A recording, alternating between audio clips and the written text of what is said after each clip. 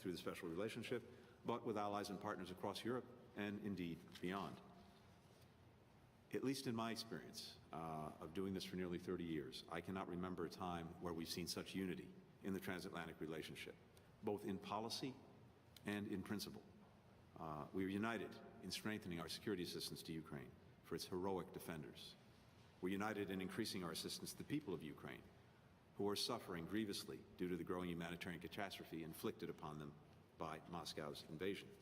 And we're united in our efforts to raise the costs on the Kremlin for waging this ongoing war of choice, which has already displaced more than 2 million Ukrainians. Earlier this week, Prime Minister Johnson announced an additional £175 million in aid to Ukraine, bringing the UK's total support during the crisis, I believe, to approximately £400 million. This includes direct assistance for the Ukrainian government to pay the salaries of Ukraine's public sector employees who are keeping critical services running where they haven't been bombed by the Russians. The UK was one of the first European countries to send defensive lethal security assistance to Ukraine.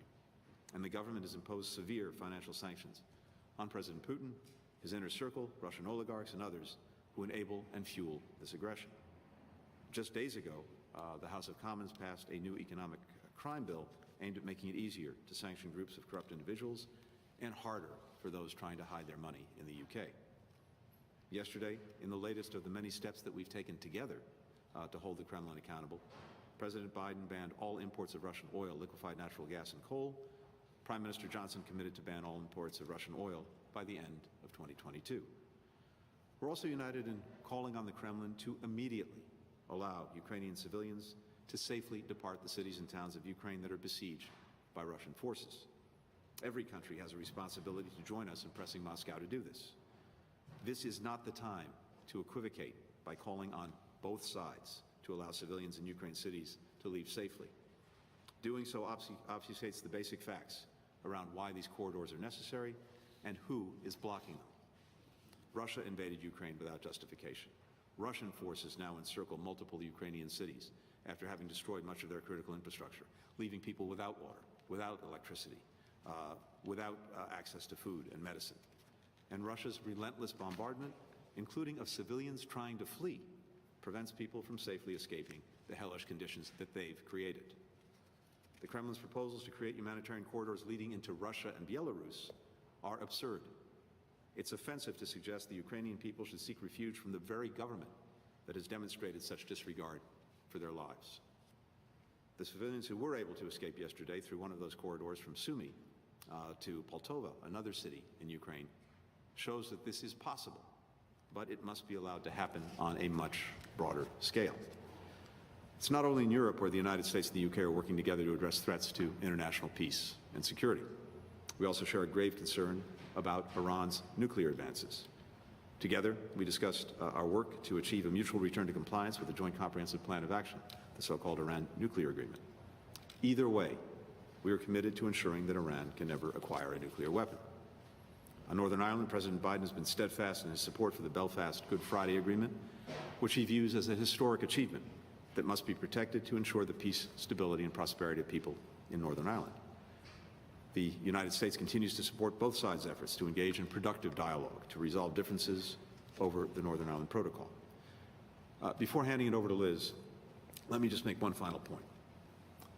It's not just the British government that's stepping up to help Ukraine. We're also seeing incredible solidarity and compassion from the British people. People like Khaled Al-Mayat in Cheltenham, who is leading a local campaign to buy second-hand ambulances and drive them, packed with supplies, to humanitarian responders at Ukraine's border. People like Yorkshire resident Magdalena Timon, who, on the second night of Russia's invasion, sent a message to a Facebook group called Polish Mums of Leeds, appealing for donations to help people in Ukraine. Within days, she'd received enough to fill 3 18-wheelers. I believe one reason we're seeing such an outpouring of support from the British people is because they've been through something similar.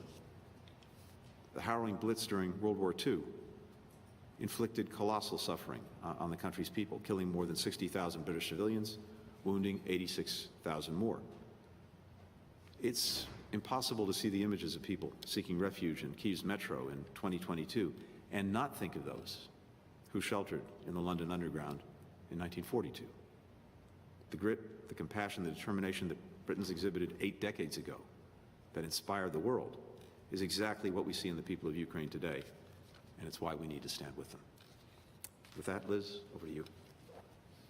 Well, thank you very much, Tony, and it's great to be here with my friend and ally, Secretary Blinken, and we've certainly seen a lot of each other around the capitals of Europe over the last week, working very closely with our allies.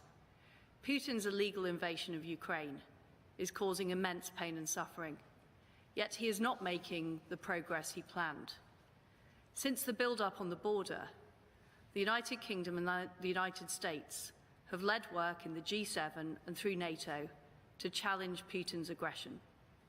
Before the invasion, the United States and the UK called out his playbook of false flags, attempts to install a puppet regime in Kiev, and fake provocations. We worked with our G7 allies to warn that he would face severe costs and a determined Ukrainian people. We have surprised Putin with our unity and the toughness of our sanctions, hitting the banks, the ships, the planes, the oligarchs, and the oil and gas revenues. And the brave Ukrainian people have surprised him with their determination and their leadership. Now is not the time to let up. Putin must fail. We know from history that aggressors only understand one thing, and that is strength. We know that if we don't do enough now, other aggressors around the world will be emboldened. And we know that if Putin is not stopped in Ukraine, there will be terrible implications for European and global security. We would be sending a message that sovereign nations can simply be trampled on. So we must go further and faster in our response. We must double down on our sanctions. That includes a full SWIFT ban and the G7 ending its use of Russian oil and gas. The United States and the United Kingdom this week announced our plans to stop importing Russian oil, and the EU have announced their plans to reduce their dependency too. We want to encourage a wider group of countries to get on board with our sanctions effort. 141 countries voted against Russian aggression at UNGA. And we must continue to supply defensive weapons to Ukraine. I'm proud that the United Kingdom was the first European country to do that, and I welcome the decision of Germany and Japan and many others to send military aid.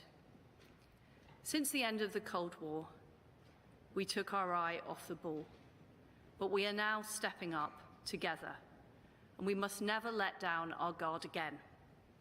We're determined to keep strengthening NATO and urge all allies to increase their investment. We must accelerate NATO's modernisation and deepen our cooperation on tech and cyber. We will end strategic dependence on authoritarian regimes for our energy and for other vital resources. And we will step up our work to build economic and security alliances around the world, including with India and the Gulf nations, to further isolate Russia. We'll keep working to bring more countries into the orbit of those who believe in the sovereignty of nation and by playing by the rules. The war in Ukraine is a struggle for the future of freedom and self-determination. We must not rest until Putin fails in Ukraine and the country's sovereignty is restored. Thank you. We'll now turn to questions, taking 2 questions per side, alternating. We'll start with Kylie Atwood of CNN. Good afternoon or morning. Thank you for doing this. Secretary Blinken, yes or no, do you believe it's possible to get the Ukrainians MiG-29 fighter jets? If so, when and how? Nothing for my friend. Okay. We'll go to you next. First, as we've said, the decision about whether to transfer any equipment to our friends in Ukraine is ultimately one that each government will decide for itself and has to make. We're in very close consultation with allies and partners about the ongoing security assistance to Ukraine because, in fact, I think what we're seeing is that Poland's proposal shows that there are some complexities that the issue presents when it comes to providing security assistance. We have to make sure that we're doing it in the right way. You heard from the Department of Defense just yesterday about the particular proposal, the prospect of fighter jets at the disposal of the United States government, departing from a U.S. NATO base in Germany to fly into airspace contested with Russia over Ukraine raises some serious concerns for the entire NATO alliance. So we have to work through the specifics of these things going forward. And it's not simply clear to us that there's a substantive rationale for doing it in the way that was put forward yesterday. So what we're doing right now is continuing to consult very closely with Poland, with other NATO allies on this, and the logistical challenges that it presents. Together with Poland, as well as with the UK and many of our other partners, as we've noted, we have provided extraordinary support to Ukraine and to those defending it from the Russian aggression. Support that has been used extremely effectively by Ukrainian defenders, support that will continue in the days, weeks, and months ahead. Just yesterday, with the supplemental legislation being put forward, we have an additional $6.5 billion in security assistance that's now on tap just from the United States for Ukraine. And that will, of course, include the very kinds of things that they need to effectively defend Ukraine against Russian aggression. Thanks. And just to clarify, basically what you're saying is there is a creative way to get them these fighter jets, possibly, but you haven't figured out the pathway forward on that. And then my second question for both of you is, with Ukrainian deaths mounting right now, what more can the US and the UK do? Would either country be open to considering the possibility of a limited no-fly zone over humanitarian corridors to be set up in the country? Thank you. So, first of all, in answer to your question, the United Kingdom has been, first of all, supplying defensive weaponry into Ukraine. And in fact, we have been working with other allies across the world to help get that defensive weaponry into Ukraine. So we've been supplying anti-tank weapons. Today, our Defence Secretary announced that we will now be supplying air defence systems to address the specific issue the Ukrainians face, which is air defence. So we believe that the best way of tackling this threat is to help the Ukrainians with the Starstreak air defence systems that we will be supplying. On the issue of a no-fly zone, of course it's important, and I completely support what Tony has said about protecting humanitarian corridors and calling on Russia to respect those genuine humanitarian corridors, i.e. ones that don't lead into Russia or Belarus. But the reality is that setting up a no-fly zone would lead to a direct confrontation between NATO and Russia. And that is not what we are looking at. What we are looking at is making sure that the Ukrainians are able to defend their own country with the best possible selection of anti-tank weapons and anti-air defence systems. And I agree with everything that the Foreign Secretary said. And you think there's a creative Kylie, we need to move on. Please, go ahead. Could we have Sarah Smith at the BBC, please? Thank you very much. After the direct strike on a children's hospital in Mariupol, President Zelensky is asking you both and NATO to stop the killings, close the skies, he says, and that if you don't, you're an accomplice to terror. How do you explain to him that there is no possibility of a no-fly zone in these circumstances? Well, as I've said, Sarah, the best way to help protect the skies is through anti-air weaponry, which the UK is now going to be supplying to Ukraine. That's what the Defence Secretary announced earlier today. And of course, the attack on the hospital is absolutely abhorrent, reckless and appalling. And the UK is at the forefront of supplying humanitarian aid into Ukraine. We've already pledged 220 million of humanitarian aid. Our DEC appeal has now reached 130 million, which is the largest amount it's ever achieved since 2004. So the British people are full square behind the people of Ukraine, and we're doing all we can to support. And I would just add, as we already said, first, we both, our governments both, our peoples both have tremendous admiration for President Zelensky, for his entire team, for the Ukrainian people that they represent. But the courage they've shown, the strength, the determination, the dignity faced with this Russian onslaught is extraordinary. And it's powerfully moving, I think, to people around the world. If I were in President Zelensky's position, I'm sure I would be asking for everything possible in his mind to help the Ukrainian people. And as the Foreign Secretary and I have laid out, both of our countries and so many others have done extraordinary things to make sure that the Ukrainians have in their hands the means to effectively defend themselves against this war of choice from Russia, as well as to do everything we can with very significant resources to care for Ukrainian people to the best of our ability inside Ukraine, those who've been forced to flee outside of Ukraine to meet their humanitarian needs. And the goal is the same. It's to end this aggression, it's to save lives, and to prevent more senseless bloodshed.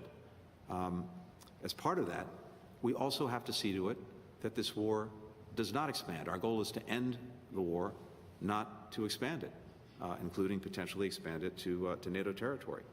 We want to make sure that it's not prolonged to the best of our ability. Otherwise, it's going to turn even deadlier, involve more people, and I think potentially even make things harder to resolve in Ukraine itself. So, as the Foreign Secretary said, we have exactly the same perspective on that. Introducing, in our case, American service members in Ukraine, on Ukrainian territory or soil, or American pilots into Ukrainian airspace, whether on a full or on a limited basis, would almost certainly lead to direct conflict between the United States, between NATO, and Russia. And that would expand the conflict. It would prolong it. It would make it much more deadlier than it already is. And that would be neither in the interest of our countries nor in the interest of Ukraine. I can't speak for NATO, obviously, but we've heard the same message from its Secretary General, Jens Stoltenberg. Nick Wadhams of Bloomberg. Thanks very much. Mr. Secretary, first for you on Venezuela, can you just tell us whether the U.S. is considering easing sanctions on Venezuela to get its oil absent of any progress on the negotiations with the opposition? And then second, for both of you on the sanctions and the endgame, you mentioned, Foreign Secretary, that Putin must fail. So is it your strategy now to essentially exert so much pressure on the Russian people, oligarchs around Vladimir Putin, so that Russia will essentially, as Undersecretary Nuland said yesterday, might rise up and, I don't know what, potentially overthrow him? Do you believe now that it's simply impossible for the United States to have a productive or stable relationship with Russia if Vladimir Putin remains in power either during or once this conflict is over? Thank you. I'm happy to start. Nick, with regard to Venezuela, we have a set of interests with Venezuela. They include, of course, supporting the democratic aspirations of the Venezuelan people. They include securing the release of Americans who are unjustly detained there. And happily last night, as you heard, 2 Americans, Gustavo Cardenas and Jorge Fernandez, were released. They had been wrongfully detained. They're now reunited with their families. And it's also true that we have an interest globally in maintaining a steady supply of energy, including through our diplomatic efforts. So all of these things come to bear when it comes to Venezuela, as well as to other countries around the world where we have a multiplicity of interests and use diplomacy to try to advance them. And again, I have to say I'm very pleased that diplomacy brought 2 unjustly detained Americans home just last night. We will never let up anywhere, at any time, in the efforts to bring Americans who are unjustly detained back home. We're very clear that our objective is for Putin to fail in Ukraine. This unwarranted act of aggression must not succeed, and there would be terrible consequences if it did succeed for European and global security. And the purpose of the sanctions is to debilitate the Russian economy, to stop Putin being able to fund his war machine from money gained from the oil and gas industry and from the technology that he's been able to make available. So one of the things we've done, as well as putting huge sanctions on banks and on the SWIFT system, is put in export controls so that the technology that was being used to develop the military-industrial complex is simply not going to Russia. It's also worth saying that we've seen huge action from the private sector, whether it's McDonald's or other companies. And one of the issues in Russia is, of course, the lack of free media, the fact that the Russian people aren't being told the truth. But they will be seeing now, by the fact that shops are closing, they're not able to get the goods that they were able to get, exactly the implications that Putin's aggression in Ukraine is having for Russia.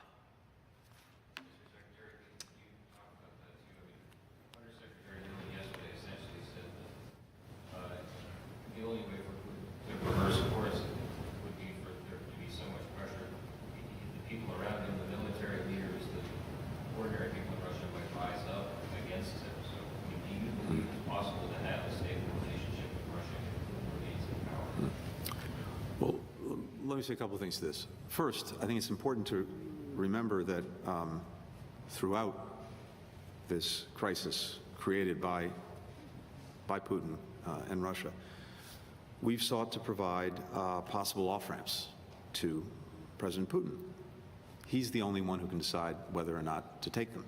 So far, every time there's been an opportunity to do just that, he's pressed the accelerator and continued down this horrific road that he's been pursuing. He has a clear plan right now to brutalize Ukraine, but to what end? Because when it comes to an end game, the big question in the first instance is, what is his end game? We saw the failures of the initial military plan to quickly subjugate the country. That's failed. So he's now turning to a strategy of laying waste to the population centers, to the country. If his goal is to impose some kind of puppet regime by displacing the existing government and putting in place one to his liking, I think it's pretty evident by the response of the Ukrainian people that they will never accept that.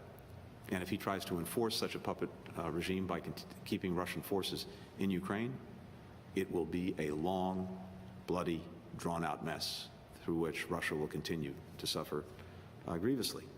So our response continues to be to do everything we possibly can to make sure that the Ukrainians have the means to defend themselves, to make sure we do everything we possibly can to exert pressure on Russia and on Putin to change course, to do everything we possibly can, of course, to support those who are suffering as a result of Russia's actions.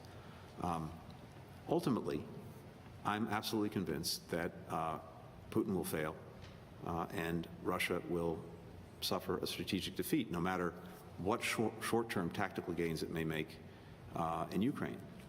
As we've said before, you can win a battle, but that doesn't mean you win the war. On the contrary, you can take a city, but you can't take the hearts and minds of its people, and Ukrainians are demonstrating that every single day.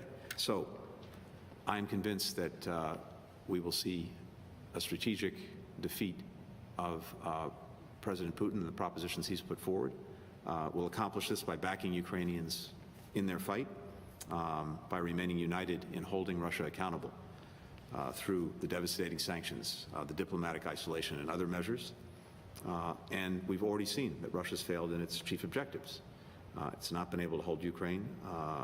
It's not going to be able to hold Ukraine in the long term, again, no matter what the tactical victories it may achieve are. Liz was just saying, economically, the measures that we've taken have erased 30 years of progress integrating Russia into the world. This dramatic exodus of virtually every international company from Russia continues as we speak. And that is having a profound impact, not just today, but over the long term. So I think what we're looking at is whether or not President Putin will decide to try to finally cut the losses that he's inflicted on himself and inflicted on the Russian people. We can't decide that for him. All that we can do is to continue this extraordinary effort to increase the pressure on him, increase our support for Ukraine, and achieve what we all want, which is the independence of Ukraine and a defeat for President Putin, because these methods are a fundamental challenge, not only to Ukraine, but to the very principles of international peace and security that our countries have fought and worked to establish over many decades. That's what is at risk here. We're committed to defending them. We're committed to standing for them until we succeed in making it clear that they will hold and Putin's efforts to undermine them will fail. Finally, can we have David Charter of the Times, please? Thank you very much indeed. First question to Secretary Blinken. Secretary, it's been reported in the Wall Street Journal today that Saudi Arabia and the UAE have both rebuffed attempts to set up conversations with President Biden in recent days. What does this snub tell us about relations with these two important Gulf states, and what's your message to try and encourage them to produce more oil during this crisis? And to the Foreign Secretary, please. You said a few days ago that you would absolutely support individual Britons going to Ukraine to take part in the fighting. We have reports now of up to 4 British serving soldiers who are in Ukraine, possibly, or on their way. What information can you give us about that, please? And has your message changed as far as they're concerned? And I might just add that in your opening comments, you did talk about asking NATO allies to invest more. Does that mean we can expect that you will push for more defence spending in the UK? Thank you. Thank you very much. With regard to the Gulf countries, first, we share very important interests with them, from deterring Iranian aggression and Iranian-enabled attacks, whether it's against Saudi Arabia, against the Emirates. We share a strong interest in supporting the UN-backed efforts to end the war in Yemen. We share an interest in ensuring the stability of global energy supplies, and we've had very constructive engagements with those interests in mind. Just yesterday, I spent a fair bit of time on the phone with my Emirati counterpart. We're all talking regularly. I've regularly met with my Saudi counterpart, including in Munich just a few weeks ago. President Biden, spoke with King Salman of Saudi Arabia last month in a discussion that set out a very expansive agenda, and we're now pursuing that agenda with our senior Saudi counterparts. They set out a work plan for us. We're moving forward on it. And I might add, we can do all of this while doing what we said we would do from the outset, which was centering human rights in our foreign policy. These priorities are not mutually exclusive. In fact, for us, they're very much complementary. We're not going to separate our values from our interests. We've made that clear in everything we've done, but we're working productively, constructively with those countries. I think there was just an announcement a short while ago, I'm not sure if it's been made publicly yet, about Emirati support for increased production when it comes to OPEC+, which I think is an important thing to stabilize global energy markets, to make sure that there remains an abundant supply of energy around the world. I have been very clear that the travel advice from the United Kingdom is not to go to Ukraine. In fact, I repeated that message at the Foreign Affairs Committee earlier this week. There are better ways of helping the efforts in Ukraine, namely donating to the DEC appeal. What I said the other week was expressing support for the Ukrainian cause. They are fighting a just war, and we are doing all we can to support them. On the subject of defence spending, the reality is, across the West, we haven't spent enough on defence for a number of years. And we have seen a build-up of military capability from Russia. in terms of both technology and numbers. And I welcome the fact the Germans are now increasing their defence spending. We're seeing other countries follow suit. I'm not going to preempt any future discussions between the Chancellor and the Defence Secretary. But as well as conventional defence, we also need to step up our efforts in areas like information. One of the things that the United States and United Kingdom have been doing is using information, exposing intelligence we have to call out Putin's playbook, and I think that's been very important. But the fact is that the United Kingdom abandoned its information unit at the end of the Cold War, and the Russians didn't abandon their information unit. So we need to be making sure that on every possible front, whether it's conventional defence, whether it's technology, or whether indeed it's information, we are able to outcompete our adversaries. Thank you all very much. Thank you. Thank you very much.